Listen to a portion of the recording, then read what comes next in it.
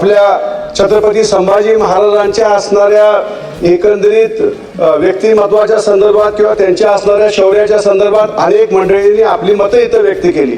पण मी तुम्हाला आज अभिमानानं सांगावंसं वाटतं की मी शिराळा तालुक्याचा आहे।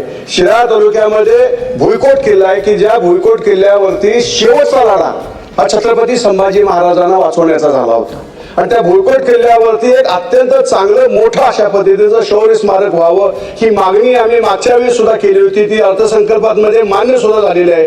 ते काम गतीनं व्हावं, लवकरात लवकर व्हावं ही या निमित्तानं माझी सरकारकडनं अपेक्षा आहे। दुसरं, ज्या ठिकाणी ज्या सदरेवरती संभाजी महाराज होते जिथं ते जेरबंद झाले ते संगमेश्वर नायरी हा जो भाग आहे प्रचितगडाच्या शेजारचा त्या असणाऱ्या भागाचा सुद्धा विकास व्हावा अशी माझी या निमित्तानं विनंती आहे। सर्व लढायात विजयश्री मिळवणाऱ्या छत्रपती संभाजी महाराजांच्या पराक्रमाच्या खुणा महाराष्ट्रात जिथे आहेत त्या कोकणातील संगमेश्वर हे एक ठिकाण आहे। राज्यासाठी प्राणाची आहुती देणाऱ्या स्वाभिमानी राज्याच्या पराक्रमाची स्मृती कायमस्वरूपी जपण्यासाठी संगमेश्वर येथे त्यांचं भव्य स्मारक उभारण्याची घोषणा मी त्या ठिकाणी करतो।